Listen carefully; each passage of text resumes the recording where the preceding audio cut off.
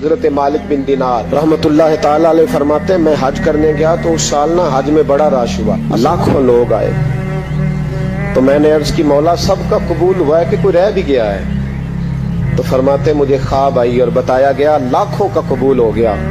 बड़ा बेनियाज है अल्लाह, बड़ा बेनियाज है, बड़ा करीम है। चाहे तो घर बैठे बैठे कहे माँ बाप का चेहरा देख, मैं तुझे हज का सवा देख, माँ बाप का चेहरा का सबका कबूल हुआ। एक है मोहम्मद बिन हारून बल्खी, उसका नहीं कबूल हुआ। फरमाते मैं सवेरे उठा तो मैं ढूंढने लगा कि बल्ख के लोग, खुरासान के लोग कहाँ ठहरे हुए। वहाँ लहदा होते हैं ना, ये पाकिस्तानियों की बिल्डिंगें, ये इंडियन है, ये फलान मुल्क के। तो कहते मैं ढूंढते ढूंढते पहुंचा तो मैंने बल्ख के लोगों को पा लिया। मैंने पूछा तुम में मोहम्मद बिन हारून बल्खी कौन है? तो लोग कहने लगे वो तो बड़ा नेक आदमी है, बड़ा परहेजगार है। कहते मैंने कहा मुझे ख्वाब आई है, आज कबूल नहीं हुआ, ये तारीफें कर रहे हैं। मैंने कहा किस तरह का नेक? तो लोग कहने लगे जी 24वां तो वो हज करने आया है, सारी रात नफल पढ़ता है, सारा दिन रोजा रखता है, बहुत मालदार था पर हर चीज अल्लाह की राह में खैरात कर दी।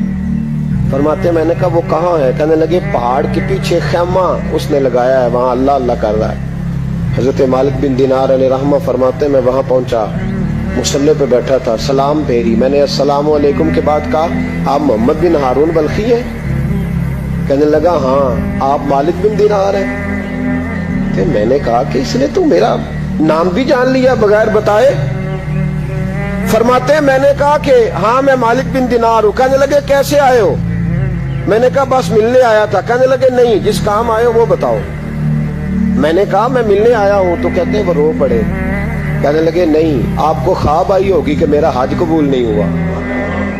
कहते मेरे रोंगटे खड़े हो गए कि इसे इतना भी पता है कि मेरा हज कबूल नहीं हुआ। मैंने उसको कहा कि तुझे कैसे पता कि मुझे ख्वाब आई है?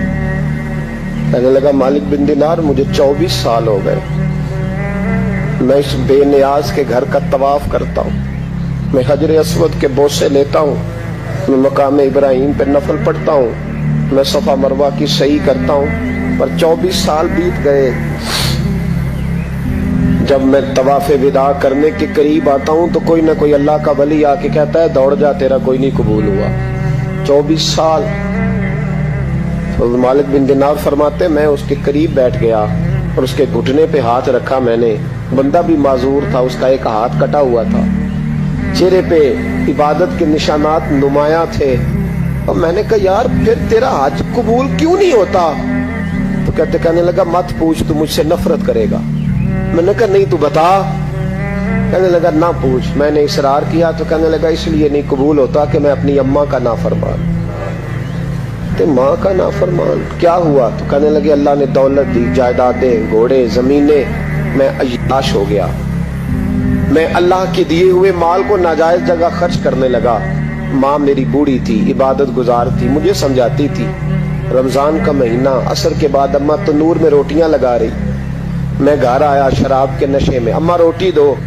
माँ कहने लगी शर्म कर, रोजा रखा नहीं तो जिन्होंने रखा है उनका तो ख्याल कर। कहते हैं ये लफ्ज मैंने सुने तो माँ को एक थप्पड़ दे मारा। अम्मा जलते हुए तंदूर में गिर गई। लोगों ने मुझे कमरे में बंद कर दिया। कहते हैं सारी रात मैं शोर सुनता रहा पर नशे में पड़ा रहा। अगले दिन जोहर के बाद आंख तब खुली जब मेरी बीवी अलमारियों से कपड़े निकाल रही थी। मैंने कहा कहाँ जा रही हो? कहने लगी मेके जा रही हूँ, मैं माँ के कातिल के साथ वक्त नहीं गुजार सकती। मैंने कहा माँ कत्ल हो गई? कहा हाँ, रात 9 महीने तुझे पेट में रखने वाली और छाती का दूध तेरे गले में उतार के पालने वाली तेरे हाथों कत्ल हो गई। कहा किधर है मेरी माँ की मैयत? का दफन कर दिया। बताया क्यों नहीं? कहते मरते वक्त कह गई थी उसे मेरा मुंह ना दिखाना, मेरे जनाजे के करीब ना आए। कहने लगा मैं उसी वक्त उठा जिस हाथ से माँ को मारा था, कुलाड़ा लेके हाथ काट दिया, जायदादें, घोड़े, मकानात खैरात कर दिए। सारी रात नफल पढ़ता हूँ, सारे दिन के रोजे रखता हूँ, हर साल हज करता हूँ, अर्श का मालिक माफ नहीं करता। हजरत मालिक बिन दिनार कहते हैं मैंने भी एक थप्पड़ मारा। मैंने कहा तू इसी काबिल है, तुझे माफ न किया जाए, कभी तुझे माफी नहीं मिलेगी। कहते मैं होके आया, वो रोता रहा, तड़पता रहा। میں سویا گھر آ کے تو مجھے مصطفیٰ کریم علیہ السلام کا دیدار نصیب ہو گیا. نبی پاک صلی اللہ تعالی علیہ وسلم نے فرمایا مالک تو اسے کیوں مایوس کر آیا ہے اللہ کی رحمت سے, کیوں کہہ آیا اسے؟ میں نے کہا حضور اتنا بڑا قاتل ماں کا کیسے معافی ملے گی؟ تو محبوب فرمانے لگے اس کی ماں کی وجہ سے ہی اسے معافی ملے گی, ماں کی وجہ سے. حضور کس طرح؟ فرمایا ماں قیامت کے دن اس کے خلاف مقدمہ دائر کرے گی, کہے گی اللہ اسے پوچھ میرا جرم کیا تھا, مجھے کیوں جلا کے مارا؟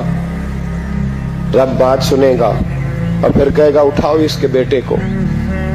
ماں او بچے کی ماں بھیجے نا اب تیرے بیٹے کو سزا دے, کہ یا اللہ سخت سزا دے. تو رب کریم فرمائے گا اٹھاؤ اسے جہنم میں لے جاؤ. مصطفیٰ کریم فرمانے لگے جب زنجیریں ڈال کے فرشتے دوزخ کی طرف لے جا رہے ہوں گے نا تو پلٹ کے ماں کی طرف دیکھے گا, تھوڑا پھر آگے بڑھیں گے تو پھر دیکھے گا, پھر دوزخ کے قریب جائیں پھر دیکھے گا اور کہے گا اماں جی مجھے جلائیں گے, مجھے تکلیف ہوگی, زندگی میں جب درد ہوتا تھا تیرا نام میری زبان پہ آتا, اماں مارنے لگے ہیں مجھے جلائیں گے. میرے مصطفیٰ کریم فرمانے لگے وہ ماں اسے جلا کے مار دیا, وہ میدان محشر بول پڑے گی, کہے گی اللہ اے اللہ اے اللہ. رب کریم فرمائے گا کہ عرض کرے گی مولا میں نے معاف کیا تو بھی اسے معاف کر دے. اللہ فرمائے گا اس نے تو جلا کے مارا, تو کیوں نہیں جلنے دیتی؟ حالانکہ اللہ سب جانتا ہے. کہے گی مولا میں تو ماں ہوں نا, کیسے موقع دوں؟ تو میرے محبوب فرمانے لگے مالک اللہ اسے اس کی ماں کی وجہ